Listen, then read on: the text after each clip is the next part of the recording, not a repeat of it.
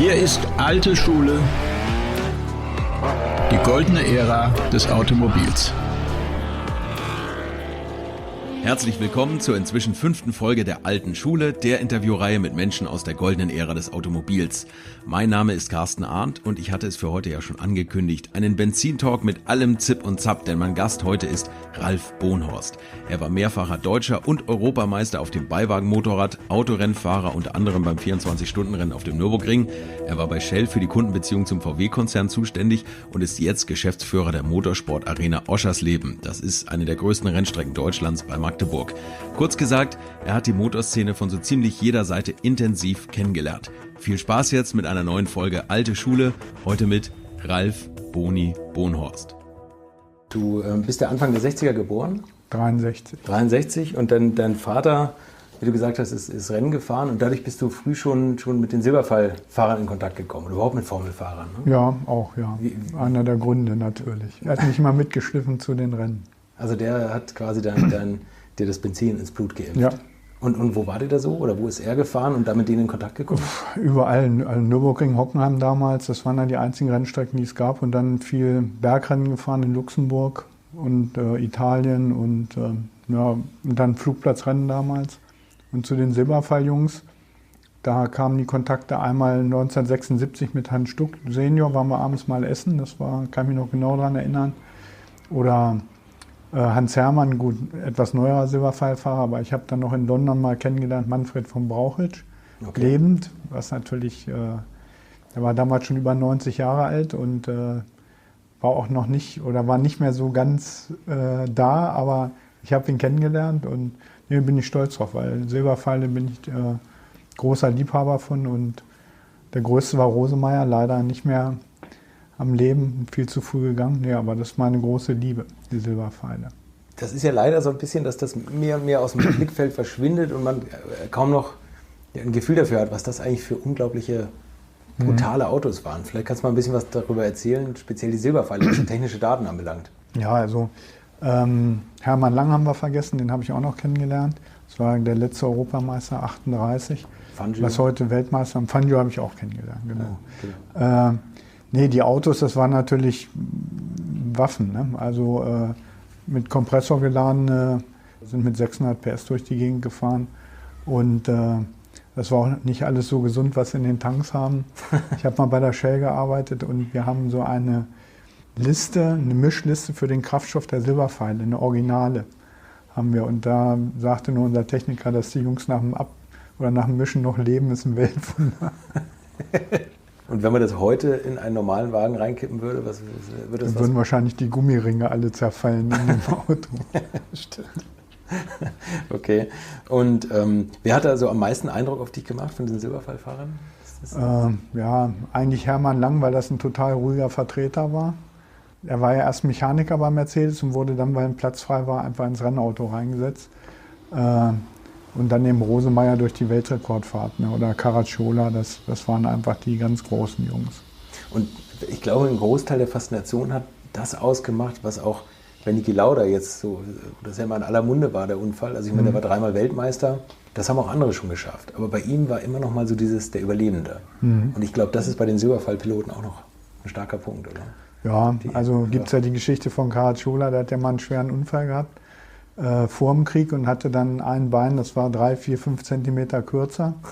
Und dann hat er sich nach dem Zweiten Weltkrieg auch mit Mercedes mit dem 300 SL irgendwie Panamerikaner oder irgendwo gefahren und hat sich das andere Bein gebrochen, das war auch 5 Zentimeter kürzer und hat dann gesagt, na, jetzt sind sie wieder gleich lang. Bist du mal so einen Silberpfeil gefahren? Einen Silberpfeil durfte ich noch nicht fahren, aber ich durfte mal Fangios Maserati 250F fahren. Und eben von dem schon angesprochenen Niki Lauda, den 75er Ferrari, wo der natürlich einer abging, sage ich jetzt mal einfach so, wenn in so einem Auto sitzt. Okay, das ist dann natürlich jetzt nochmal eine ganz andere Bedeutung wahrscheinlich. Ne? Das Auto ist wahrscheinlich jetzt das 18-fache wert geworden über Nacht. Aber das ist gut, dass du das sagst, weil dann hast du ja den Vergleich mal zwischen diesen beiden Generationen. Der Maserati ist, glaube ich, Ende 50er. Ja, 56. Ja. Und hat nicht ganz die 600 PS, glaube ich. Nee, die haben nicht so viel, 300 und 360, genau. was 350. Es gibt ein Video, kann man jetzt ja sagen, alte Schule, als YouTube-Kanal, unser Kanal, da habe ich ein 360-Grad-Video mal auf so einem Wagen machen dürfen. Wer eine VR-Brille hat oder bei YouTube so reingucken möchte, der kann mal sehen, dass auch heute noch bei den Autos richtig Gas gegeben wird. Ich habe es in Spa-Francorchamps aufgenommen und ich habe immer gedacht, naja gut, da fahren ältere Herren mit älteren Autos, die fahren quer, die Autos fahren fast 200 oder 220 in Spa, also die fahren auf die Eau Rouge zu, was andere Tourenwagenpiloten schon 3 Windeln verbraucht haben, wo ich echt beeindruckt bin. Und wie war das für dich, mit so einem Ding zu fahren? Ja, das war, den Maserati habe ich nach 4 Runden abgestellt und habe gesagt, ich ziehe den Hut vor allen Leuten, die dieses Auto gefahren sind oder die solche Autos gefahren sind. Und er ist heile, da ist er. Und der Lauda Ferrari war natürlich auch ein Highlight. 2 grundunterschiedliche Autos. Ich sag mal, der Ferrari war eigentlich ein ganz kleines Auto. Der sah nur so groß aus durch das Flügelwerk. Das Auto an sich war eigentlich klein. Okay. Und war leicht und dagegen war der 250er natürlich ein Panzer. Ne? Und die Reifenentwicklung von, sag mal, 20 cm breiten Reifen beim Maserati zu 1 Meter breiten Reifen in Slicks. Formel 1 als Slicks. Ne?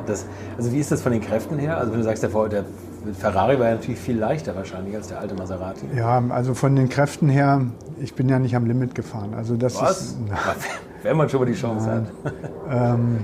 das ist schon, das waren schon Männerautos. Du hast im Tank gesessen, eigentlich im Prinzip, Niki Lauda hat sie dann leider eben dementsprechend erwischt.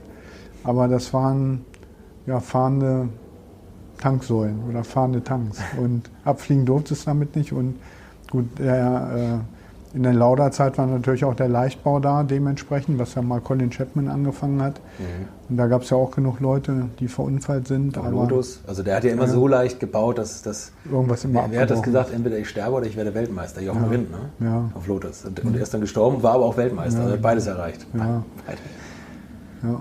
Und genau, und dieser Leichtbau Ferrari, ist das mehr Respekt vor diesem, also ich stelle mir das immer so vor, du sitzt in so einem engen Cockpit, hinter dir brüllt dich dieser Motor an, auf jedem Gaszucken knallt das Ding hinten los, die Beschleunigung, das muss doch fast so eine Art Fluchtreflex auslösen. Oder dieses, ich will hier raus, ich will hier... Nee, also ich kenne es ja von der Motorradseite. Also die Beschleunigung vom Motorrad sollte man nie unterschätzen, das ist auch nicht viel langsamer. Also das ist schon beeindruckend, ganz einfach. Und wenn dann so ein Motor in die Drehzahl kommt, wo er dann auch Leistung bringt, das ist schon einfach ein geiles Geräusch. Es geht nichts über einen 12-Zylinder Ferrari. Also, das ist auch mein Reden. Also, das wäre toll, wenn man da nochmal zurückkommen würde. Wahrscheinlich wird es eher nichts. Ja. Und das erste Mal Gas geben, ist das so, dass du bist da wahrscheinlich bei Trockenheit gefahren, auf der Geraden, wenn du da den Stempel durchdrückst? Ja, ist imposant. Ne? Also wie gesagt, der Maserati, der hat ein unheimlich langes Band gehabt, also der hatte ein Leistungsband, was relativ groß war und der Ferrari ein relativ kleines. Der wollte also nur in hohen Drehzahlen.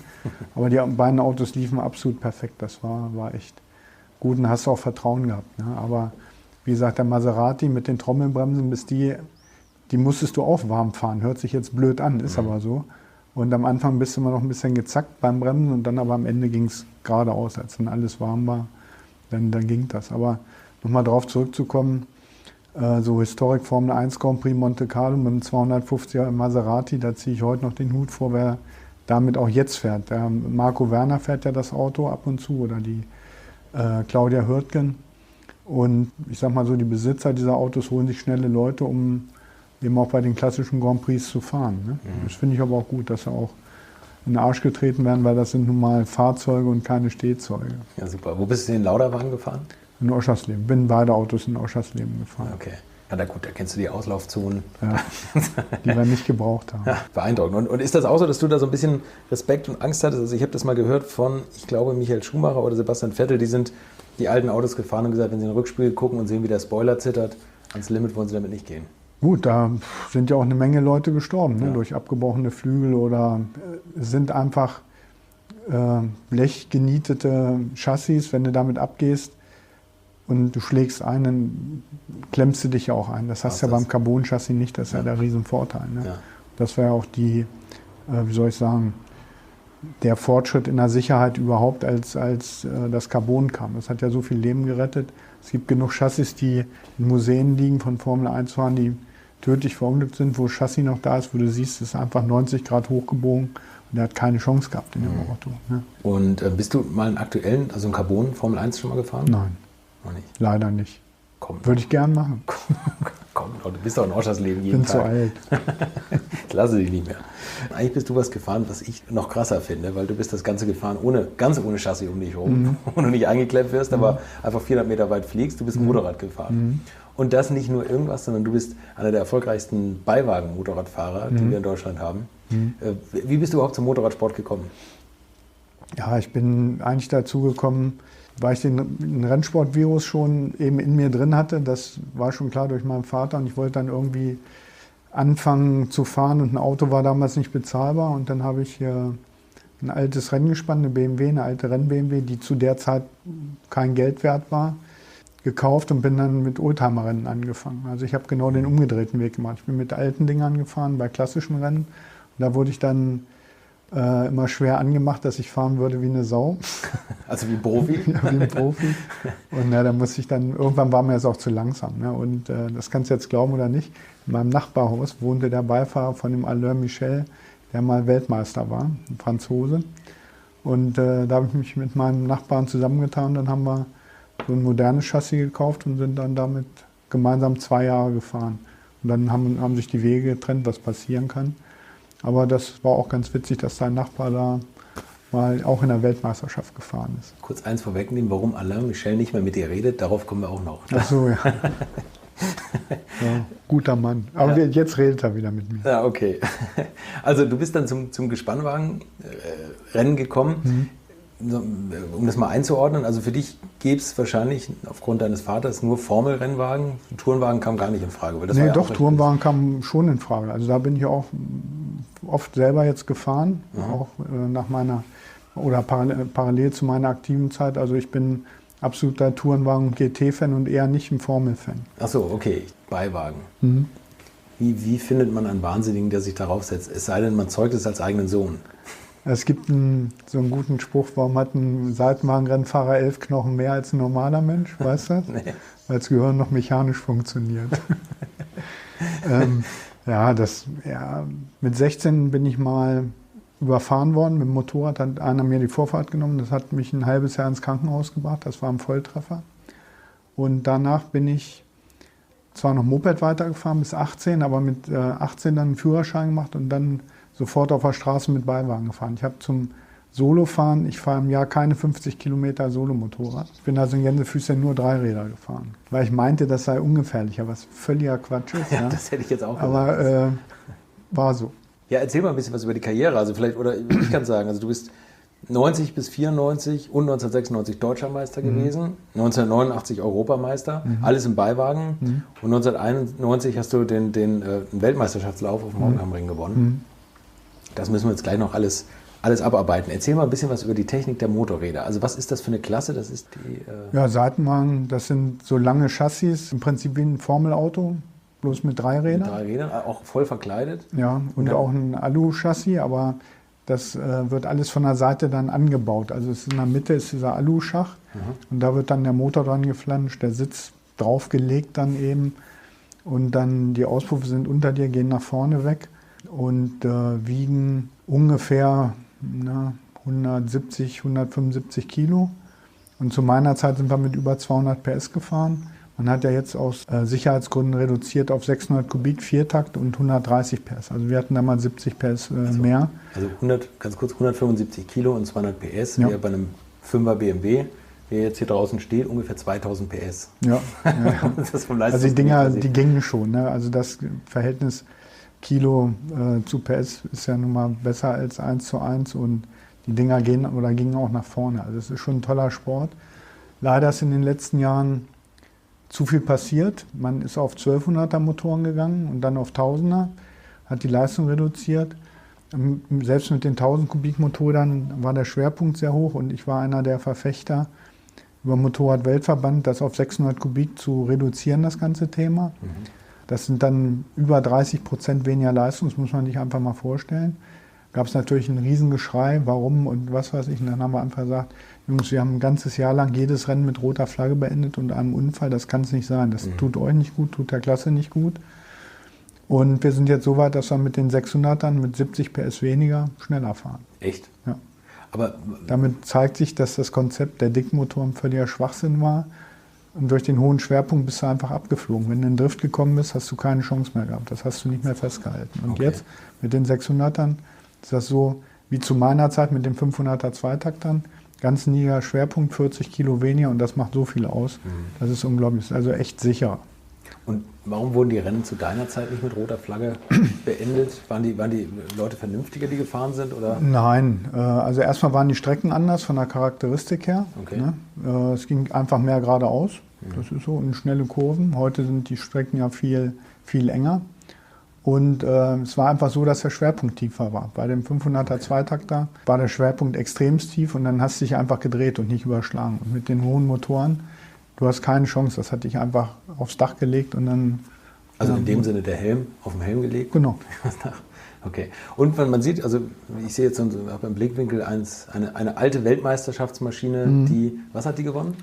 Das ist die BMW vom Sigi Schauzu, eine Busch BMW. Die hat mehrfach die Isle of Man gewonnen, auch zum Schluss mit einem Rundenschnitt von 98 Meilen, also fast 160 km/h. Ganz kurz, wer bei YouTube mal Isle of Man eingibt, weiß, worum es jetzt geht. Das ist, vielleicht beschreibst du es mal selber. Ja, es ist ein Straßenrennkurs, 70 Kilometer auf einer Insel in der Nordsee. Und da ist das verrückteste Motorradrennen der Welt, die Isle of Man. Und damals, oder auch wie heute, werden Seitenwagen dort gefahren. Und das ist eins der erfolgreichsten Motorräder von da gewesen. Und das Motorrad ist auch einmal Vize-Weltmeister, einmal Dritter in der Weltmeisterschaft geworden. Also es hat eine richtig Historie und ist unrestauriert. Steht also noch so da, wie sie damals gefahren wurde. Das sieht unglaublich aus. Also mit dieser Verkleidung. Ich mache gleich noch Fotos und ihr könnt es im Internet sehen. Und da sieht man auch, dass es eben keine, was sonst Motorräder haben, eine Auflagefläche von so Briefmarken, sondern ihr habt richtig fast eine Autoreifenbreite als Auflagefläche, dass also auch die Leistung in Beschleunigung umgesetzt werden kann. Das war der letzte Vertreter dieser Bauart, der ganz kleinen, leichten Motorräder. Danach wurden die Motorräder erheblich größer, die Reifen wurden breiter und die Motorräder wurden auch schwerer. Also das hier, das war so die letzte Stufe der alten Generation Renngespanne, sag ich mal. Und die gab es auch nur so 1-2 Jahre mit den relativ breiten Reifen, diese alten Modelle. Und die neuen sind einfach um Welten größer, länger, breiter und liegen erheblich besser. Ein mega schmaler Lenker, wo ich mir vorstellen kann, bei den breiten Reifen, der Lenker ist ungefähr so breit wie der Vorderreifen. Hast du Haltekräfte? Ja. Du fährst mit 2 Fingern. Ist das so? Ist das so einfach? Okay. Kommt immer auf den Chassisbauer drauf an, was er dir für einen Nachlauf einbaut, aber das ist schon gut. Okay, der Fahrer sagt, du fährst mit 2 Fingern, der Beifahrer, der rödelt da rum, wie blöd. Was ist die Aufgabe vom Beifahrer eigentlich? Ja, du hast das Problem, wenn du einen Rechtsbeifahrer hast, du fährst in eine Linkskurve, das Motorrad klappt im Prinzip über das Seitenwagenrad und Vorderrad, hebt sich das Hinterrad hoch. Und da muss er eben zusehen, dass das Gewicht richtig verlagert, der Beifahrer, um das Ding in der Spur zu halten. Also der muss sich richtig nach außen lehnen. Ne? Der muss arbeiten. Der turnt eigentlich die ganze Zeit bei wie viel km/h? Ja, bist du mit diesem Motor dann, denk mal so 210, 220 und die zum Schluss sind 280, 285. Da hängt sich aber der Beifahrer richtig nochmal den Oberkörperlänge raus. Ja, da ist die Technik etwas anders. Diese Schnellmotoren sind ungefähr noch 1 Meter länger und der Beifahrer geht hinterm Kotflügel raus. Nicht vorm Kotflügel wie hier, sondern dahinter. Weil du kannst, wenn ein Bremsmanöver kommt, da hältst du dich nicht mehr fest. Da also das Bremsen ist härter als das um die Kurve fahren. Wir sind ja auch damals noch mit Carbonbremsen gefahren bei den Dingern. Das hat schon gebremst. Also. Das ist schön. Ich weiß nicht, ob so ein Beifahrer das auch mit so ruhiger Stimmlage erzählt. Und, ja, die meisten ja. Und ein Motorrad mit so einer Geschichte, kann man sagen, was sowas wert ist? Ja, ist 6-stellig. Beeindruckend. Hat aber also nochmal nichts mit einem normalen Straßenmotorrad zu tun. Also auch wenn man eine alte BMW mit Beiwagen sieht, das sieht dann doch ganz anders aus. Das sieht wirklich nach Formelwagen aus. Also das hat sich die Situation, der Fahrer kniet ja da drauf. Also Beine nach hinten, Arme nach vorne. Das ging so, ich meine, Anfang der 60er Jahre los, dass man die Motorräder so gebaut hat und damit flacher gebaut hat. Sind auch sicherer geworden dadurch. Mit den hohen Rädern, das war sehr kippelig. Ne? Okay. Und man schaltete ganz normal 6-Gang oder 5-Gang? Das sind 5-Gang. Aber die späteren haben alle 6 Gänge. Ich würde mich weder als Fahrer noch als Beifahrer da drauf trauen. Also, okay. So, aber jetzt lass uns mal ein bisschen über die Rennen reden. Ich habe das übrigens erstmalig bei Bergrennen gesehen. Ich hatte diese Beiwagen-Motorräder, ich habe zu wenig Kontakt in diese Motorradszene und ich habe das nie so auf dem Zettel gehabt. Habe immer nur gedacht, mein Gott, die sehen so brutal aus. Jetzt hören wir gerade mal, dass sie auch so brutal sind. Und ich habe das erste Mal bei Bergrennen gesehen. Und da habe ich das auch gesehen, wie die Beifahrer also darauf rumtouren. Da habe ich gedacht, so ganz sauber tickt ihr alle nicht. Ne? Also bei dem Tempo und bei der Leistung. Und wenn du dagegen dann Autos siehst, denkst du, das ist eigentlich langweilig. Ja, so, also, das stimmt. Also das ist schon, wer ein Seitenwagenrennen sieht, ist auch sofort ein Fan davon. Ja, absolut. Das ist leider, ist die Fernsehpräsenz nicht da oder nur wenig. Ja. Liegt einfach daran, weil in der Szene ist kein Geld. Ne? Das muss man ganz klar sagen. Was aber auch gut ist, weil Geld verdirbt manchmal auch den Charakter, wie wir alle wissen. Ja. Wobei auf dem Seitenwagen jetzt eine Sponsorfläche. Da hast du Fläche. Ja, im Gegensatz zu Motorrädern. Erzähl mal so ein bisschen was über deine Deutscher Meister, Europameister. Ja, erzähl mal. Also gerade dieser Grand Prix-Lauf am Hockenheimring, ich habe es eben schon gesagt, Alain Michel, der eigentlich einer der Weltmeister. Oder der war amtierender Weltmeister zu dem Zeitpunkt. Hat nicht mehr mit dir gesprochen nach dem Rennen. Erzähl du es. Also ja gut, wer Hockenheim kennt oder den alten Kurs, der weiß, dass das eine Hochgeschwindigkeitsbahn mit Windschattenschlachten ist. Und, damals noch durch den Wald? Ne? Ja, wir konnten uns dann absetzen vom Feld, so 3 Runden vor Schluss. Und es gibt ja dieses alte Gesetz in Hockenheim, wer als Erster in die letzte Runde reinfährt, wird Zweiter. Ne? Ach so? Wegen dem Windschattenfahren, ne? Weil fährst einfach dran vorbei. Und dann habe ich eben gemerkt, dass er nicht angreift. Das heißt also, er wusste, wie es in Hockenheim geht, weil wenn du in der ersten Schikane angreifst, gut, dann habe ich ja die Chance, wieder in der zweiten Schikane nach der Ostkurve nachzulegen. Und dann, also umdrehen machst du ja eh nicht. Das heißt, wenn einer neben dir war oder kam, das hast du gehört. Das war so ein gleichmäßiges Brummen, dann wusstest du, er kommt. Ne? Und er hat dann an der Schikane nach der Ostkurve dann angesetzt und da habe ich eigentlich da, wo du beschleunigst, gemacht, was du eigentlich nicht machen darfst, was auch eine Schweinerei ist. Ich habe einfach einmal kurz in die Bremse getreten und dann hat er sich erschrocken, hat auch gebremst und dann war ich 20 Meter weg und das hat dann gereicht, um ins Motodrom mit Vorsprung reinzufahren, weil da überholt dich keiner mehr im Motodrom. Also, und das war eigentlich die Geschichte. Und seitdem hat er nicht mehr mit mir gesprochen. Weil du gebremst hast und das als unfaires. Und er ist ein Franzose, muss man dazu auch sagen. Okay. Ja. Und wir haben uns aber vor 2 oder 3 Jahren in Spa wieder getroffen und das ist alles erledigt. Im Alter wird man milde. Ne? Ja. Aber das war damals Hockenheim und das ist ja auch, das Motorrad ist vielleicht kein Fernsehsport. Ihr macht immer volles Haus. Ne? Also es war auch damals 120.000 Zuschauer. Ja, damals war es aber noch im Fernsehen. Also wir hatten zu meiner Zeit, ich sag mal, fast die Hälfte der Rennen live auf Eurosport damals. Da ging das so mit Eurosport los. Und dann, ich sag mal, der Niedergang, oder nicht Niedergang, hört sich jetzt blöd an, aber das Problem war, dass die Seitenwagen aus den Grand Prix-Rennen rausgefallen sind. Ne? Also ich war ja noch zu der Zeit dabei, wo es die 4 oder 5 Klassen gab, also 80, 125, 250, 500 und Seitenwagen. Und die Seitenwagen waren dann mit einmal weg. War einfach Werksport. Dann habe ich auch Verständnis für, weil auch der Auftritt von manchen Seitenwagenteams auch nicht der beste ist und war. Und da sind sie leider rausgefallen bei der WM und das war schade. Okay. Du kennst ja alle Tricks und hast ja gerade gesagt, du hast deinen Gegner damals noch selber ausgebremst. Du bist auch als Steward jetzt unterwegs, ne? Bei der MotoGP. Also MotoGP ist die höchste Motorradklasse. Steward ist so ein bisschen der Schiedsrichter. Ja, als Steward hast du zwei Aufgaben eigentlich. Einmal musst du vor der Veranstaltung checken, ob die Rennstrecke so ist, dass sie den Formalitäten entspricht, also der Streckenabnahme, dass alles so aufgebaut ist. Dann macht man so einen Safety Walk, guckt sich das an mit allen Verantwortlichen.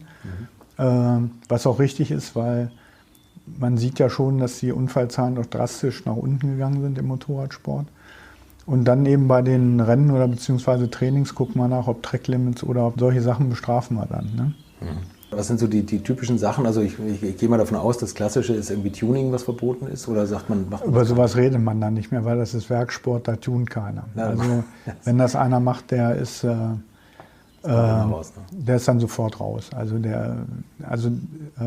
Motorräder werden gecheckt, ganz klar. Ja.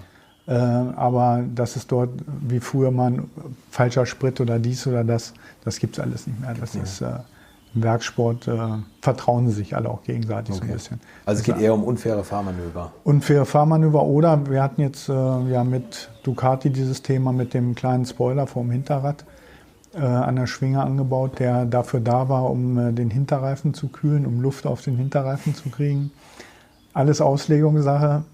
war eine schwierige Geschichte, ist erlaubt worden, das ganze Thema. Jetzt haben es alle, jetzt ist gut. Ja, so ist es ja meistens. Ne? Ja, Oder, ja.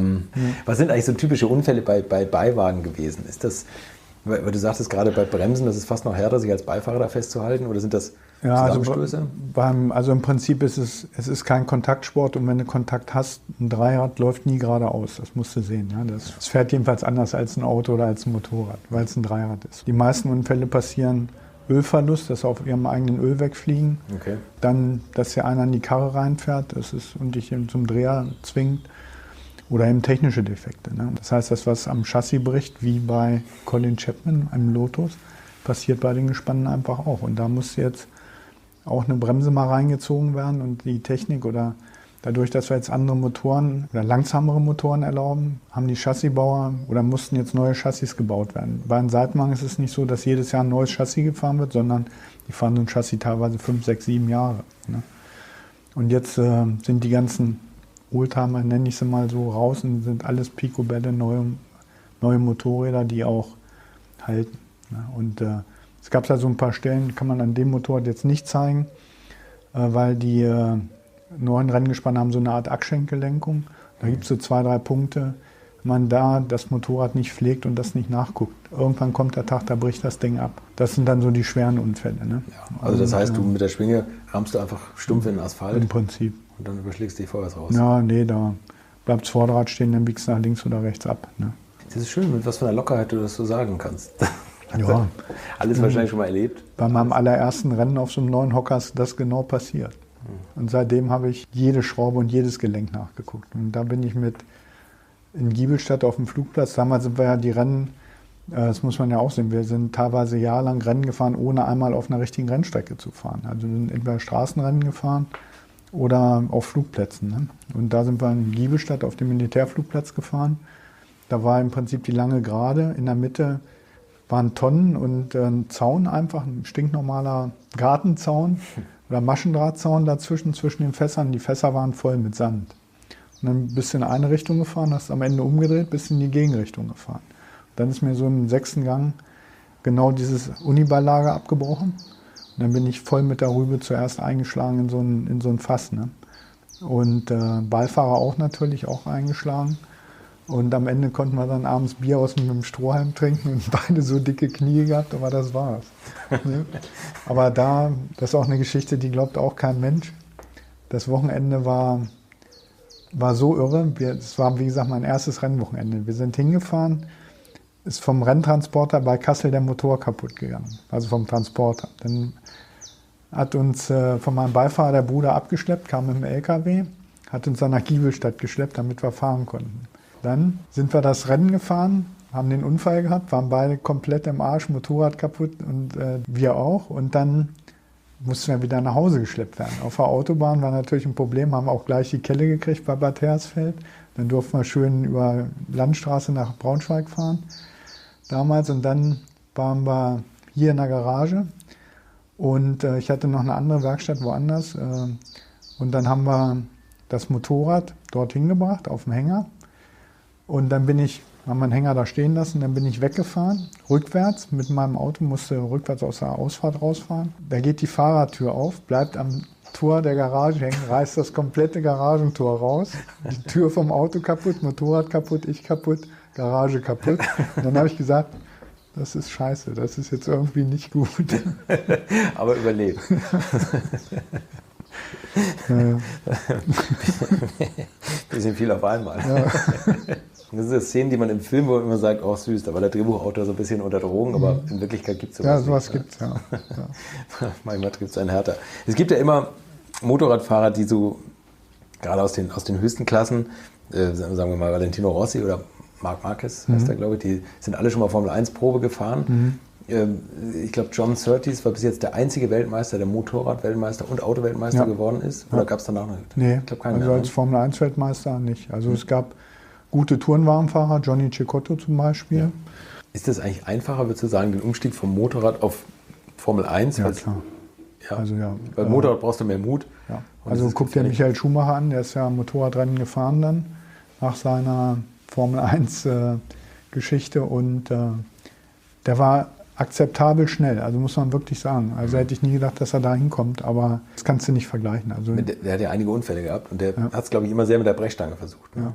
ja, aber er war gut. Er ist zwar aufgestürzt, aber ja, wie soll ich das sagen? Ja, er ist wieder aufgestanden, hat weitergemacht. Ja, und das war echt ein guter. Okay. Also, war auch oft in Oschersleben, hat trainiert, wir haben zu seinem Team einen guten Draht gehabt. Das war schon ein guter Typ. Hast du ihn erlebt im Ja, Oschersleben? ja. Aber hat er sich bei dir so Tipps abgeholt, oder? Auch, ja. Also hört sich jetzt blöd an, Ja. aber wir haben uns sehr oft ausgetauscht, ja. Ja. Okay, erzähl mal, wie war das Ja, mit dem? Ja, das ist Michael Schumacher.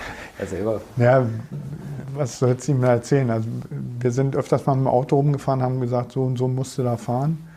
Und dann haben wir eben so einen guten Kontakt gehabt, den Rest hat er mit seinem Team gemacht. Aber wir haben ihm da auch, viel geholfen, Also warum dass er auch einen übrigens- guten Einstieg hatte. Und er ist natürlich auch, er hatte das Privileg, eben auch mal ein paar Mal alleine zu fahren bei uns, dass wir die Bude zugemacht haben und dass er probieren konnte und dass er sich nicht blamiert. Das hat er auch nicht, Okay. definitiv nicht. Also warum Oschersleben? Muss man jetzt auch sagen, du bist Geschäftsführer vom Motorpark Oschersleben. Ja. Damals wahrscheinlich noch nicht, oder? Nee, damals noch nicht. Da war ich Motorradkoordinator. Okay. Wir haben auch, oder wir sind eher eine Motorradrennstrecke als eine Autorennstrecke. Motorradfahrer kommen extrem gerne zu uns. Und ja, Michael war eben oft zum Üben da, eben auch unter Ausschluss der Öffentlichkeit, damit er mal in Ruhe fahren kann und einfach mal an die Grenze gehen kann. Ne? Und wie ist das, wenn man mit dem da so rumfährt? Also hast du ihm die Strecke gezeigt und ihm so ein paar Tipps von Motorrad-Einlenkpunkten gegeben, oder? Ja, er ist einmal mit dem Formel 1 bei uns gewesen, bei einer Shell-Veranstaltung. Okay. Der wusste also schon, wo es lang geht in Oschersleben. Ist auch bis heute die schnellste Runde, die jemals gefahren wurde bei uns von ihm. Und ich bin auch einmal, muss ich erzählen, wo er mit dem Formel 1 da war von der Shell eine Großveranstaltung, waren alle Tankstellenpächter da und das war ein Shell-Rennsporttag und das war echt wunderbar.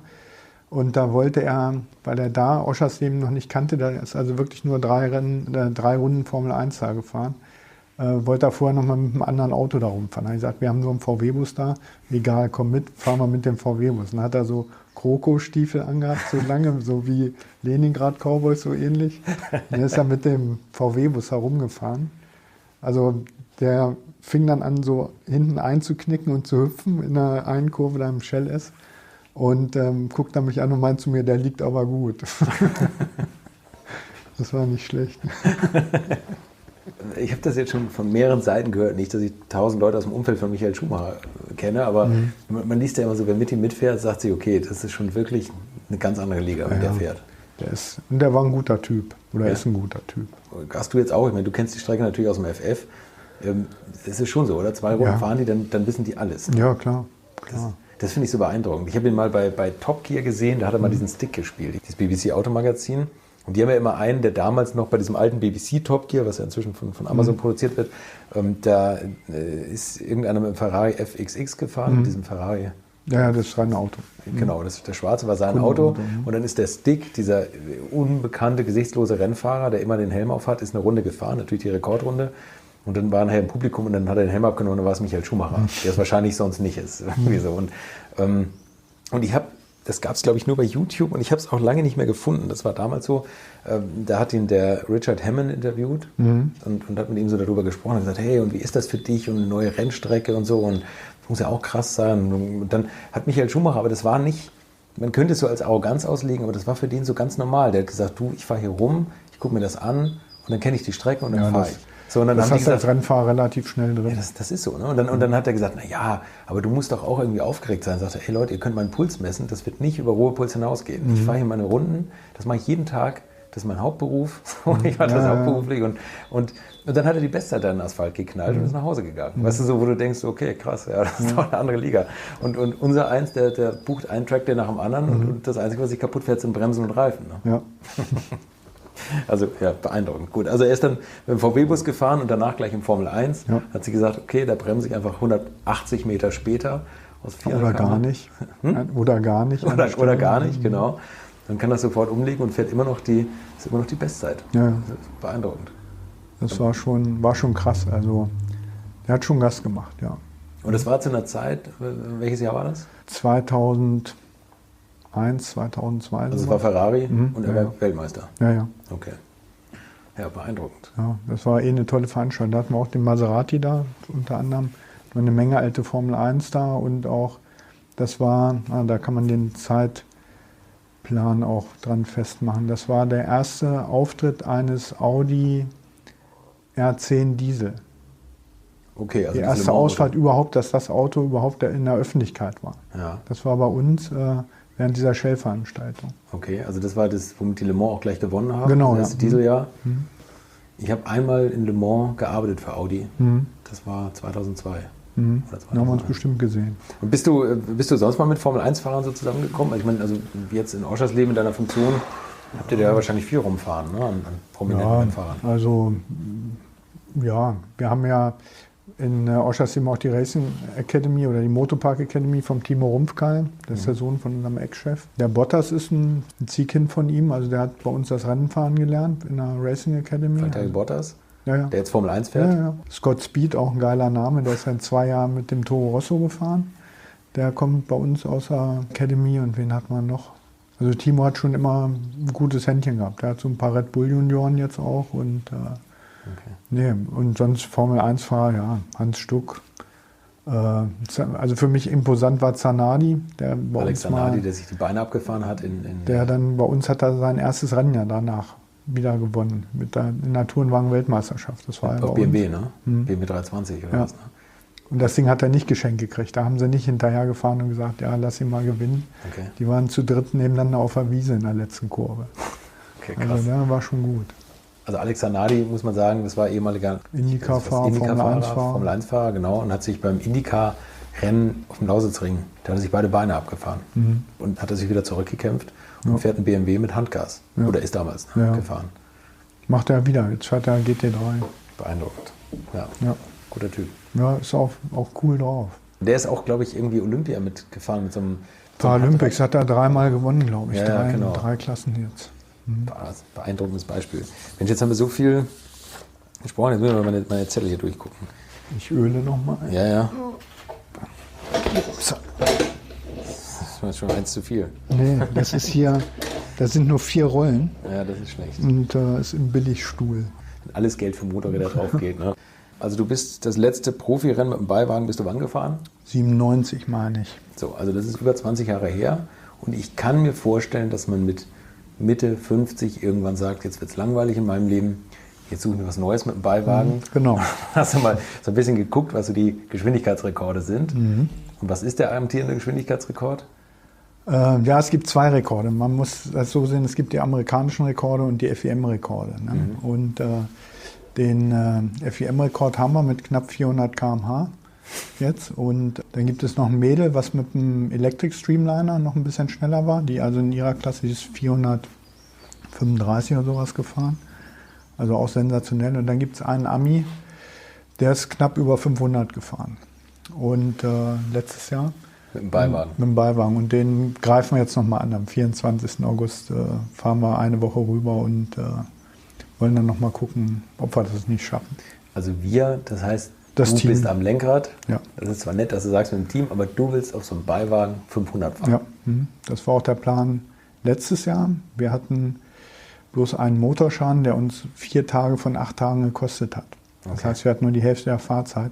Du kannst dich da nicht reinsetzen und sagen, ich fahre jetzt 500. Ja? Das musst du wirklich Schritt für Schritt gehen und du musst auch eine Art Führerschein machen. Okay. Du darfst also nicht, ich war ja Neuling und wir wollten ja gleich sind ja auch gleich in ein relativ schnelles Fahren gekommen.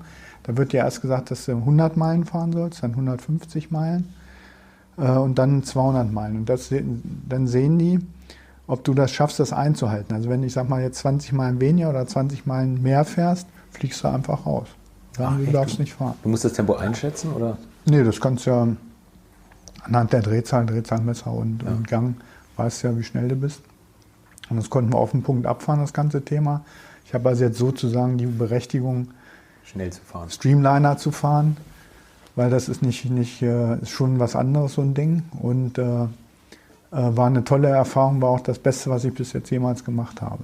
Das ist natürlich auch, also erstmal ist es in Bonneville auf dem Salzsee, wo diese ganzen Hochgeschwindigkeitsrekorde gefahren werden. Und dieses Motorrad, oder nennt man es noch Motorrad, das sieht komplett anders aus als das, was wir hier sehen oder was man vielleicht vor Augen hat, wenn man Beiwagenmotorräder kennt.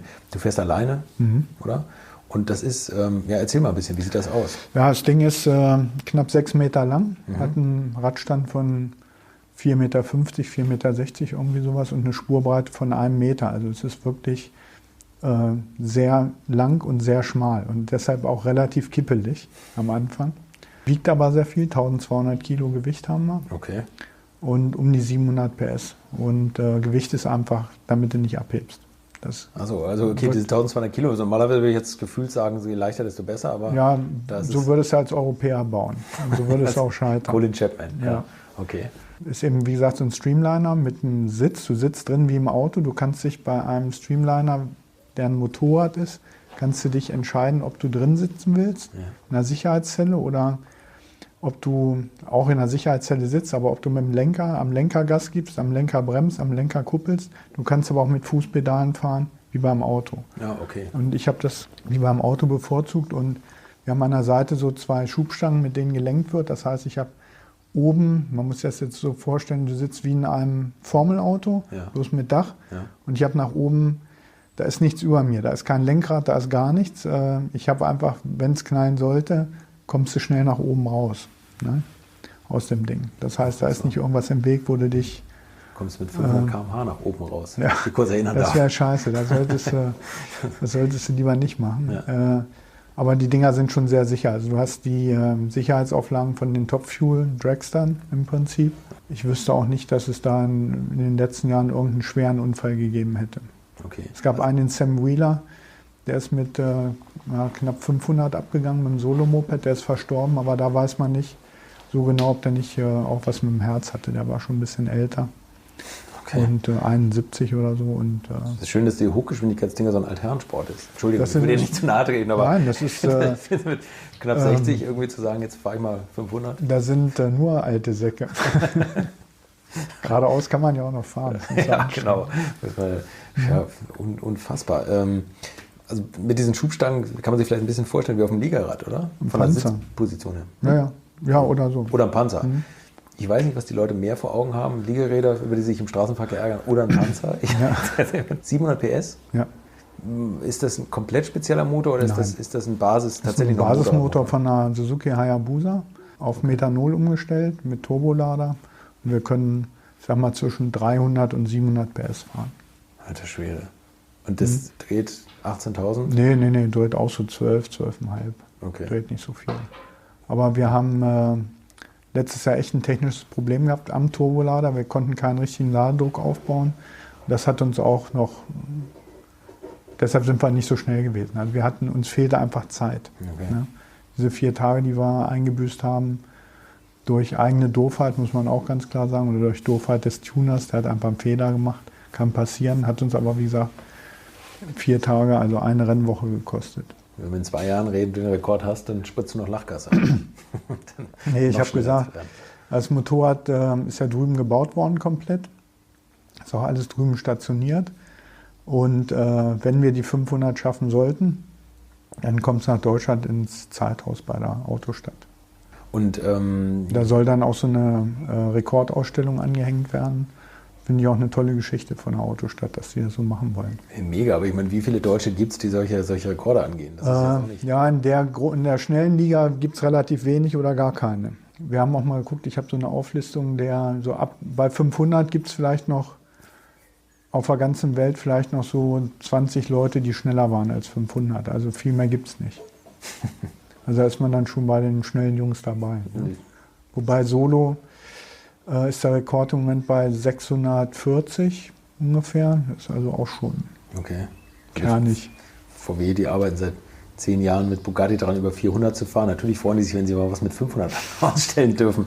Wie ist denn das mit dem Lenken eigentlich, wenn ich jetzt 500 km/h fahre und ich habe dieses Beiwagen, ich kann mir das immer gar nicht vorstellen. Also mit dem Motorrad sich immer nur in eine Kurvenrichtung legen zu können und die andere Seite, hat man da so ein steifes Rad. Hebt das ab bei der Geschwindigkeit? Nein, die Aerodynamik lässt es auf dem Boden. Wir haben lange überlegt, ob wir es so bauen, dass wir im Prinzip ein bisschen kippelig anfahren und dann das Ding in die Luft nehmen. Ja. Haben wir aber die Finger von gelassen, Und es ist wirklich so, dass so ab 300 km/h ungefähr spürst du, dass die Aerodynamik kommt. Und dann ist das Ding wie fest gemeißelt auf dem Salz. Das heißt, du kannst aber auch nicht mehr reagieren und lenken, oder? Du kannst reagieren und du kannst korrigieren. Aber ein echtes Lenken ist nicht. Also du hast 3 Grad Lenkung, das war's. Na gut, bei dem Tempo ist das ja schon, macht ja ganz schön Zickzack. Ja, und dann hast du es auch so, dass bei 5 km/h Seitenwind ist schon Feierabend, wird nicht gefahren. Echt? Ja. Okay, krass. Also von hinten, von vorne können 50 km/h kommen, scheißegal. Aber von der Seite, Seitenwind ist lebensgefährlich. Siehe Bernd Rosemeyer in den 30er Jahren. Das hat es aber auf der Autobahn versucht, ne? Ja. Und dann ist der Wind durch eine Böschung gekommen und bei 370, 400 ist er abgeflogen. Ja. Nicht ganz so schön. Wie lang ist die Strecke eigentlich? Kommt drauf an. Also die längste Variante ist 18 Kilometer, wenn das Salz gut genug ist. Das muss man auch sehen. Also im Moment ist es so, dass der See ist noch ein See, da ist noch nichts mit Austrocknen. Ich habe da so eine Cam, die kann man draufgehen und sich jeden Tag angucken, wie es aussieht. Das trocknet jetzt alles ab, dann kann man von August bis Oktober fahren. Es gibt ja 6 oder 7 größere Veranstaltungen, also das ist nicht nur einmal diese eine Woche, sondern dann Autos, Motorräder gemixt und dann einer nur alleine und was weiß ich nicht alles. Okay. Und dann gibt es die Speed Week, das ist der größte Event, da wird auf 4 Bahnen parallel gefahren. Und da muss man eben sehen, was gibt das Salz her, von der Länge her. Also das Maximum sind 18 oder 19 Kilometer und wir sind letztes Jahr 13 hatten wir zur Verfügung. Wie viel braucht man, um auf Höchstlichen? 13 reicht. Also oder muss man sagen, du beschleunigst, fährst Vollgas und bremst wieder ab? Ja, du fährst eben in der Mitte ist die Meile und also nach 5, 6 Kilometern fängt die Messmeile an und der wird gemessen und dann hast du Zeit zum Bremsen. Und 5, 6 Kilometer brauchst du auch zum Beschleunigen oder wann? Ja, brauchst du auf jeden Fall. Also wir hatten letztes Jahr, wie gesagt, dieses kleine Leistungsproblem. Dann kommst du natürlich auch nicht dahin auf deinen Speed und du hast natürlich das Problem, wenn du viel Leistung hast, dass das Hinterrad durchdreht. Du hast ja keinen Grip da. Ne? Also du musst wirklich ganz dosiert losfahren. Also es ist nichts mit toller Beschleunigung oder so, nee, sondern du hast wirklich nur Vollgas. Ganz langsam, also wirklich ganz langsam mit viel Gefühl. Ja. Und dann eben gucken, dass du stabil in die hohe Geschwindigkeit reinkommst. Also hört sich jetzt blöd an, wenn man das so sagt. Ja, nee, aber ich... und du merkst das ist unglaublich, was Aerodynamik ist. Ja. Also das glaubst du erst, wenn du so schnell fährst, dann weißt du, was da kommt. Gibt es Geschwindigkeiten, die kritisch sind? Wahrscheinlich unter 300 dann, ne? Ja, weil da hast du eben das labile Dreirad. Ne? Ja. Und dann, das wird dann echt total steif. Also das hat mich selber überrascht, dass dieser Effekt dann da kam. Ist da irgendwas, wo du, also ich habe es mal beim McLaren F1, ist ja auch so ein Hochgeschwindigkeits-Supersportwagen, da hat mir irgendjemand gesagt, bei 380 wird es total leise im Innenraum. Gibt es da irgendwas bei hohem Tempo, wo du sagst, puh, also jetzt ist irgendwas gespenstisch? Ja, gespenstisch war eine Vibration, die wir hatten, die ich nicht kenne. Und die wir aber gefunden haben, es waren Zündungsvibrationen. Also wir hatten, ab einer bestimmten Drehzahl hatten wir ein Problem mit dem Zündzeitpunkt.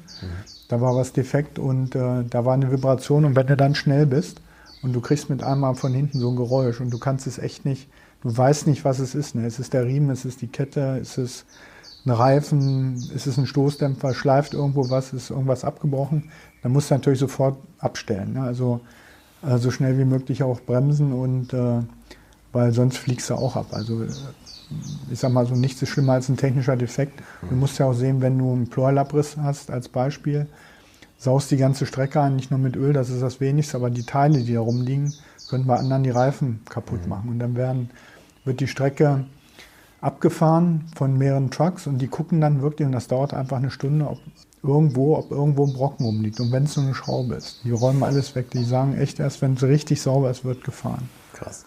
Weil nichts ist schlimmer, als wenn dir ein Reifen wegfliegt. Ne? Dann hast du verloren. Ist ja bei dem Tempo, bei 400, verändern sich ja die Reifen extrem. Also das ist ja... Das ist aber auch ein spezieller Reifen. Ne? Es ist ein runder Reifen, kein glatter Reifen, so wie der hier oder eckiger Reifen. Sondern erinnert schon an Motorradreifen. An Motorradreifen, aber 21 Zoll, also richtig groß. Ja. Und es gibt da 2 Typen von Rädern. Das ist einmal der Goodyear-Reifen und dann ist es der Mickey Thompson. Mickey Thompson Tire ist bei den Top-Fuelern über 500 km/h der Reifen. In 3,5 Sekunden auf 500. Wird nur mit Mickey Thompson Reifen gefahren. Ja, jedenfalls, also die Geschichte zu den Reifen ist so, dass du kannst Goodyear fahren. Die musst du mit einer Versicherung enthaften. Die kostet $10.000 US im Jahr. Und dann darfst du die Reifen noch kaufen. Damit Goodyear nicht haftet. Genau. und damit du noch schuld bist, musst du Geld bezahlen. Und dann gibt es eben den Mickey Thompson Tire, das ist der Dragster-Reifen und der Weltrekordreifen. Den kriegst du aber nur, wenn du Mr. Thompson, wenn die Nase dem passt. Und anscheinend war das so. Wir haben Reifen von ihm und das funktioniert wunderbar. Aber der haftet dann eher selber, weil er es Was kann. nützt dir das, wenn er haftet, wenn du in eine Kiste gelegt So, wird? nee, wurscht, ne? Ja. Wo du jetzt eben schon gerade sagtest, so Reifenkosten, kann man mal was über den Preis sagen von so einem Weltrekordversuch oder das Motorrad oder so? Also der Versuch kostet 800, das geht. Ne? Also das fahren dürfen. Das fahren dürfen, kostet 800 Euro. Und das andere ist teuer. Gibt es da Sponsoren? Ja. Ja. Private Leute. Nennen Also, Sie. Nein, nee, sind private Leute. Achso, es ist kein Aufkleber drauf, sondern einfach. Ja, okay. Einfach so, die Spaß dran haben. Das sind dann die alten Säcke, ne? Die, wo wir gerade drüber sprechen, die Spaß dran haben und da auch eben mitfiebern. Bist du schon so sechsstellig? Ja, auf jeden Fall. Siebenstellig? Nein, um Himmels Willen. Na, dann haben wir es ja schon sehr gut eingegrenzt. Ja. Dann wissen wir jetzt, was es kostet. Also es ist auf jeden Fall so. Für 480.000 Euro übrig. Nein. Es ist auf jeden Fall so, dass es um Welten billiger ist, wenn es drüben machen lässt. Ja. Und du zahlst nicht so viel Lehrgeld, weil wir Deutschen würden, wie du vorhin gesagt hast, wir würden leicht bauen, wir würden alles, was weiß ich, machen. Und die Amis machen genau alles anders, wie du es machen würdest. Und deshalb habe ich gesagt, macht ihr das und dann ist gut. Und wir haben ja im Team den Tom Birkland, der einer von ganz wenigen Leuten ist, die über 800 gefahren sind. Und der weiß, was er macht. Also sein Vater hat das auch schon gebaut. Also der ist 50 Jahre Streamliner bauen, der weiß, wie es geht. Ne? Und in Deutschland, ich wüsste keinen, der es bauen könnte. Oder anders. Bauen ja, aber zeichnen, entwickeln. Naja, eben. Und wo willst du das fahren? St. Peter-Ording am Strand, oder? Ja. Das ist ja auch nicht Also das ist ja so auch das Problem, ne? Wie du eben schon sagst, du kannst nirgendwo fahren. Es geht nur da drüben. Fahren Also es gibt 3 Salzseen, wo es geht. Ne? Einmal Lake Gardner in Australien, dann in Bolivien auf 4000 Meter Höhe gibt es noch einen Kurs. Aber du hast ja ein Leistungsproblem wahrscheinlich. Ne? Nee, das hebt sich auf durch den weniger Widerstand. Du hast weniger Luftwiderstand. Ach so. Das hebt sich echt auf, das sollte man nicht glauben. Ja, und dann hast du in Bonneville. Bonneville hat den Nachteil, dass dort Salz abgebaut wird. Und deshalb wird das Salz immer dünner. Und das ist aber in so einem, wie soll ich das jetzt sagen, die Weltrekordstrecke ist in so einem Becken von dem Salzsee. Der ist getrennt durch so einen Eisenbahnwall und eine Straße. Da ist der kleine Salzsee vom großen Salzsee abgeschnitten. Und die pumpen jetzt Salz rüber, über den ganzen Winter. Und so eine Aktion Save the Salt heißt die. Und die hat sich letztes Jahr schon bemerkbar gemacht, weil das Salz war wunderbar. Hat auch genau gepasst mit dem Abtrocknen, also des Salzes. Und die Konditionen waren letztes Jahr exzellent. Also so gut wie 15 Jahre nicht mehr, haben die Amis gesagt. Und das heißt exzellent, dass es besonders glatt ist? Also kann man sich das vorstellen, Ja, wie es so ist eine trocken. Eisschicht? Oder? Das ist trocken. Ne? Sonst, wenn es nass ist, ist das wie so Haarschnee. Ne? Ja, also ja. so ein grobkörniges Zeug. Und ungeiler Snowboard-Schnee. genau. Und was du noch hast, du hast so 2, 3 Wasserrinnen, die quer über die Bahn gehen. Und die musst du auch im richtigen Winkel treffen, sonst ist es auch problematisch. Das klingt ja alles nach einer Spazierfahrt. Ja, ist es. Also wenn du keinen Bock hast, ruf mich an, dann fahre ich das Ding. Ne? Ja. Und wie bremst ihr mit dem Fallschirm? Ja, wenn er rauskommt, ja.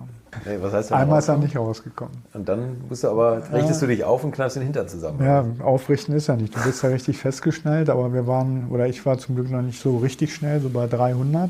War vielleicht auch mein Fehler. Ich habe zu lange gewartet, um den zu ziehen. Also das war wirklich ein Lernfehler sozusagen. Du musst den Fallschirm bei Vollgas ziehen und noch auf dem Gas bleiben. Normal würdest du denken, du nimmst Gas weg und schmeißt ihn dann raus und dann bremst es dich sachte. Ne? Das ist genau falsch. Du musst bei Vollgas Schirm raus und dann, wenn er draußen ist, nimmst du Gas weg. Gibt zwar einen kleinen Ruck, aber das Ding ist total stabil. Habe ich auch. Okay. Ich hatte ja nie Erfahrung damit, da habe ich auch erst gesagt, reiße ich das jetzt da irgendwo hin in irgendeine Richtung, geht schnurgerade aus. Also grob schlechtig, muss man sagen, können die Amis tatsächlich. Ne? Die können geradeaus und nicht um die Kurve rum. Also das ist... Aber was du sagtest, die können das besser und die würden alles anders machen als ich. Ich bin jetzt nur der Radio-Heinz, also ich habe wirklich keine technische Ahnung, aber ich finde auch amerikanische Autos im Vergleich zu sagen wir mal, deutschen Sportwagen, nimm mal eine Corvette, die bauen, ich weiß nicht, ob immer noch, aber bis zur letzten Generation noch Blattfedern ein, was nicht schlecht ist, aber die Porsche-Ingenieure lachen darüber und sagen, guck sie dir an, die Trottel. Ne? Aber irgendwie sind die Autos, wirst du auch wissen, genauso schnell wahrscheinlich in der Kurve wie ein Porsche oder Zweifel schneller. Und am tollsten finde ich übrigens, in was für einer Tonlage du das erzählst. Wieso? So, naja, ich würde vielleicht ein Federballspiel moderieren, aber du erzählst von 500 km/h. Ja, also da musst du schon ruhig bleiben. Ne? Ja, das glaube ich. Haben mich viele auch gefragt, ob ich da Muff hatte. Ja. Wo ich das erste Mal losgefahren bin, da habe ich gedacht, was machst du denn hier jetzt eigentlich? Und da habe ich auch ein scheiß Gefühl gehabt, weil wir einen Seitenwagen zu weich hatten. Der ist also gedämpft. Und aus den Renngespannen kenne ich das nur, dass der Seitenwagen ungedämpft ist. Also hier an diesem Motor zum Beispiel hast du Vorder- und Hinterrad gedämpft. Der Seitenwagen dämpft sich über den Reifen. Ach so, da ist stark, kein Dämpfer, keine Feder drin. Keine Feder, sondern es geht über den Reifen. Alles klar. Und da hatte ich dieses Kippelmoment. Ne? In die Richtung, wo der Beiwagen ist. Genau, und das ist ein echtes Scheißgefühl. Okay. Was dann bei hoher Geschwindigkeit wieder besser wird. Ne? Also da stabilisiert sich das alles.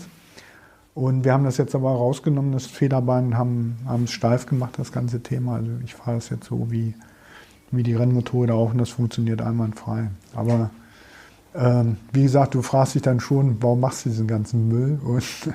Aber beantwortest du das auch in dem Moment? Oder? Aber gibt es jetzt eine Antwort dafür? Also warum ist das? Ja, ich sag mal so, bin nie Weltmeister geworden, was ich doch gerne geworden wäre, muss ich ja zugeben. Und dann mache ich eben ein bisschen Weltrekord. Das machen nicht so viele. Nee, es ist ein Virus, das lässt sich nicht los. Also wenn du einmal warst und wenn alles funktioniert, ist es auch eine sichere Sache. Ne? Aber du musst kontrollieren, weil nichts ist schlimmer, als wenn irgendwas abbricht. Ne? Ja, klar. Wird das eigentlich, also du stimmst das auch noch ab, Federn, Dämpfer? Ja, auf jeden Fall.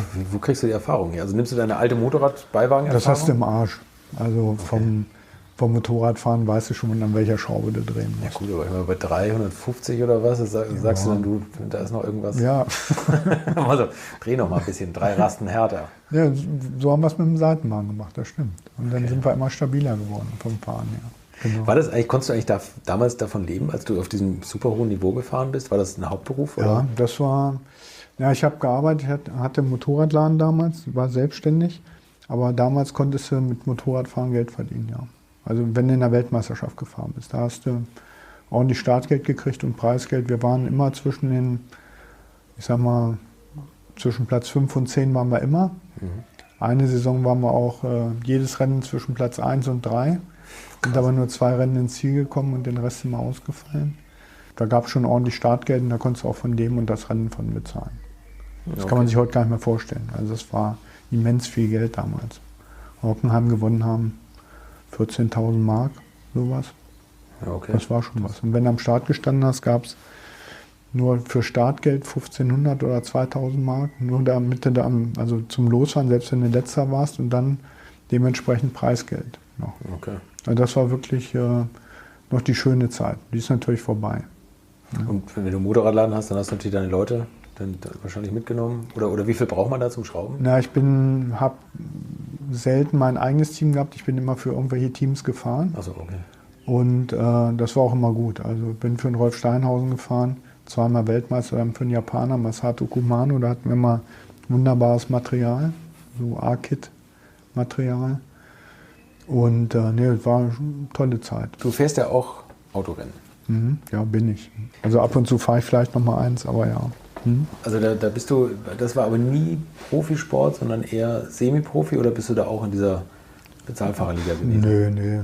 Also ich bin für den Thorsten Schubert gefahren, viel. Und in der Porsche Classic Car Trophy mit dem Porsche RSR. Habe auch da ein paar Dinger gewonnen oder VLN, ein paar Klassensiege gefahren, 2-mal 24-Stunden-Rennen, immer einen Klassensieg gefahren. Davon noch einmal 11. oder 10. im Gesamt geworden mit einem 2-Liter-Auto mit einem kleinen. Also das war schon gut. Ja, und bin ich VLN gefahren mit dem Thorsten Schubert, ein BMW-Händler ist das, wir sind zusammengefahren. Und der ist ja auch ein Einsatzteam für BMW, also wir sind da mit diesen WTCC-Autos gefahren, was natürlich der Hammer war. Damit auf der Nordschleife fahren zu dürfen, war schon gut. Ist in Nordschleife, bist du jetzt auch mal mit dem Beiwagen gefahren? Gab es da Rennen? Klar gab es da Rennen. Die letzten 3 Rennen hat mein jetziger Motorenbauer, der Werner Schwärzel, gewonnen. Und das würde ich sogar mal härter einstufen als die Isle of Man. Weil es doch mehr berghoch, bergunter geht. Die Isle of Man ist schneller, aber härtere Rennstrecke ist glaube ich, meine ich schon, der Nürburgring. Ich bin da gefahren, ja, und zwar 1990 gab es mal Schubert-Helm, ist ja vielleicht bekannt aus Magdeburg oder Braunschweig damals. Auch der Helmausstand für Michael Schumacher zum Beispiel. Ne? Ja, und die haben Fahrradtraining gemacht früher auf der Nordschleife mit Motorrädern. Und da sollte ich hinkommen, weil die mich gesponsert hatten. Und dann, wir waren in Colmar Berg zum Deutschen Meisterschaftslauf und sind dann rübergefahren zum Nürburgring. Und da haben wir abends am Tresen gesessen mit dem Top-Instruktor da, dem Hans-Heinz Dilthey. Und der meinte, Motorräder mit Seitenwagen, das ist ja alles scheiße und was weiß ich. Und dann habe ich gesagt, komm, kommen wir morgen früh auf die Nordschleife rauf. Also eine halbe Stunde bevor es losging. Haben wir es geklärt, durften wir. Bin ich erst eine Runde mit meinem Beifahrer gefahren, mit meinem normalen Beifahrer, weil Nordschleife ist mit dem Gespann schon was anderes. Ja. Und dann mit ihm. Und wir hatten so Bügel dran, wo sich der Beifahrer festhalten konnte. Auch ein bisschen mehr damit, wenn er mal daneben greift, dass er einfach mal zupacken muss und zumindest mal irgendwo an irgendeinem so einem Hebel da dran ist. Und er hatte die Arme so dazwischendurch, und die musste man wirklich so aufmachen. Dann hat er noch in der gleichen Woche ein Gespann bestellt für sich, ein Straßengespann. Hat gesagt, das ist das Geilste, was es gibt. Aber das war auch, bin ich mir ziemlich sicher, die letzte Fahrt mit dem Renngespann auf der Nordschleife. Überhaupt. Aber dementsprechend kanntest du die Nordschleife? Ja. Und sonst gewinnst kein 24-Stunden-Rennen. Also wenn du mit Thorsten Schubert gefahren bist, dann bist du nicht der richtige Ansprechpartner für mich, weil ich habe immer gedacht, irgendwann fahre ich mal dieses 24-Stunden-Rennen auf der Nordschleife mit, weil da gab es noch so viele Hobbyfahrer. Ich habe mal jeder eine Rennfahrerlizenz gemacht und bin da schon viele Runden gefahren. Das ist vorbei, oder? Das ist vorbei. Also das ist ja, by the way, die größte Autorennveranstaltung der Welt, glaube ich. Ne? Ja. 250.000 Zuschauer. Na, zuschauermäßig gibt es eine größere, Indy 500. Indy 500, ja. Aber ein 24-Stunden-Rennen, Fahrerfeld, 200 Autos. Ja, 160 im Moment, 150, okay. 160. Also ich bin ein absoluter Freund der Nordschleife, auch ein Fürsprecher der Nordschleife. Bin aber so ein bisschen, oder das Problem ist, wo die Nordschleife gerettet haben, die Kleinen, muss man ja auch mal ganz klar sagen, die da immer gefahren sind, die sind jetzt nicht mehr erwünscht beim 24-Stunden-Rennen. Das muss man ganz klar sagen. Ist aber auch so, wenn es die schnellen GT3s gibt, du guckst nur noch in den Rückspiegel. Wenn du selbst mit 300 PS bist, nur noch dabei und guckst in den Rückspiegel. Und ob das Sinn macht, weiß ich nicht. Ne? Aber dass der Weg, den die VLN auch einschlägt oder die 24-Stunden-Leute einschlagen, das ist in Ordnung, akzeptabel. Ich hätte es anders gemacht, aber ja, so geht's auch. Also im Endeffekt haben die Werke angefangen, sich die Köpfe einzuschlagen da und die Autos sind einfach zu stark geworden. Ich darf das ja eigentlich nicht sagen, aber es ist, wenn der Werksport da reinkommt, wird es alles problematisch. Das ist immer so. Ja, und die Werke sind immer ein paar Jahre da und dann sind sie weg und dann liegt alles brach. Und das ist nicht böse gemeint jetzt, das ist einfach so. Weil ja da bei den Herren eben oftmals der Job auch wechselt und rotiert. Alle 3-4 Jahre sitzt wer anders auf dem Job. Und das sieht ja auch die DTM, dass im Moment selbst mit so einer hochklassigen, hochwertigen Rennserie es nicht so einfach ist, da Teams zu bekommen, vernünftige. Es ist aber ja auch einfach extrem teuer und ich finde, außer dass man silhouettenmäßig sein Fahrzeugdesign so ein bisschen auf die Silhouette appliziert bekommt, sind ja alles die gleichen Autos. Also mein Herz schlägt wirklich für diese alte DTM-Zeit, BMW E30 M3 gegen Mercedes 190, gegen Ford und was da alles gefahren ist, Alfa 155. Also das waren ja Autos mit Gesicht, wo jedes Auto anders war, wo ein bisschen noch geschummelt wurde vielleicht. So. Und das hatte irgendwie war eine unheimlich charmante Serie. Die Typen, die gefahren sind, waren Charaktere. Die Hälfte habe ich hier schon interviewt, ist ein bisschen übertrieben, aber ein paar. Und das sind alles Typen, die geile Geschichten erzählen können, die außenrum Spaß hatten. Das war so ein Zusammenhalt. Und das ist dann irgendwann kostenmäßig so dermaßen explodiert. Und jetzt kommen natürlich noch Sicherheitsgedanken dazu. Finde ich alles okay, kann ich alles nachvollziehen. Aber schau mal an, wenn sich heutige DTM-Autos ein bisschen treffen auf der Strecke, dann spritzen 10.000 Carbon-Splitter in die Luft und das war's. Ne? So früher sind die nur auf Kontakt gefahren. Ja, was ich ein bisschen auch kritisiere, ist einfach die VIP-Paläste. Ne? Ja. Dazu bin ich vielleicht noch zu alter Racer und sage, das Geld gehört erstmal ins Rennfahrzeug. Und wenn ich dann über Kosten rede und du baust dafür einen hohen sechsstelligen Betrag für ein Wochenende ein Zelt hin, da ist dann was falsch. Ja. Wie gesagt, ich darf es eigentlich nicht sagen, es ist aber so, ist meine Meinung und da stehe ich auch zu. Ja, und das finde ich auch gut. Also ich meine im Endeffekt, ich habe es eben schon gesagt, du bist Geschäftsführer in Oschersleben Und da muss man auch sehen, dass man damit durchkommt und dass man die Strecke am Leben hält. Und das ist nun mal so. Also das ist leider, die Karawane zieht da immer weiter und zwischendurch sorgt das mal für einen großen Aufwind. Und die Hersteller lassen viel Geld und dann hinterlassen sie Brachland und dann muss das Brachland wieder mit etwas Neuem gefüllt werden. Das ist ja leider heutzutage nicht nur die Aufmerksamkeitsspanne bei YouTube-Guckern bei 3 Minuten oder was, sondern auch vielleicht bei 2 Jahren, wenn es um irgendwas Tolles geht und dann sagen sie, jetzt habe ich es zweimal gesehen, jetzt reicht es mir. Ne? Wie ist denn das eigentlich insgesamt? Also ich meine, du hast noch wirklich viel erlebt, selber aktiver Racer in einer noch extrem interessanten Zeit oder aufregenden Zeit. Wir haben viele Umbrüche wahrgenommen und dann kamen diese Sicherheitsdebatten, was vielleicht den Nimbus von vielen Rennveranstaltungen so ein bisschen genommen hat oder weißt du, so dieses, ich glaube schon, dass diese Sensationsgeilheit der Leute so ein bisschen auch eine Rolle gespielt hat, dass Niki Lauda so groß geworden ist, dass die Silberpfeil-Piloten so groß geworden sind. Was würdest du sagen, wo geht die Reise hin mit dem Motorsport? Jetzt kommt Formel E dazu. Was soll es Neues geben? Du kannst es nicht neu erfinden. Es gibt Formel 1, es gibt Formel 2, es gibt Formel 3, es gibt alle Turmwagensorten, es gibt GT-Sorten. GTs werden immer fahren, weil das Autos sind, die geil sind, die Leute auch gut finden. Das ist das, was ich mit der DTM meinte. Ne? Man kann sie identifizieren und du kannst sie kaufen, die Autos. Ja. Ne? Ich sag mal so, im Moment, ich vergleiche das immer so ein bisschen mit Fußball. Wenn ich sehe, dass 84.000 Leute jeden zweiten Samstag in Dortmund auf der Tribüne sitzen, was machen wir als Motorsport da falsch? Wenn du da Rennen fährst, objektiv vor Zuschauerzahlen, die dir die Tränen in die Augen sprießen lassen und du machst einen riesen Aufwand mit Sicherheit, mit was auch alles sein muss, steht alles außer Frage. Aber irgendwann kann es keiner mehr bezahlen. Also man muss irgendwo die goldene Mitte finden, wo der Motorsport hingeht. Also ich würde mal sagen, die E-Geschichte kommt, da werden wir uns nicht gegen wehren können, aber der Mix macht's. Warum fährt man nicht E-Tourenwagen auf normalen Rennveranstaltungen mit der WTCC zusammen oder von mir aus mit der DTM oder was weiß ich?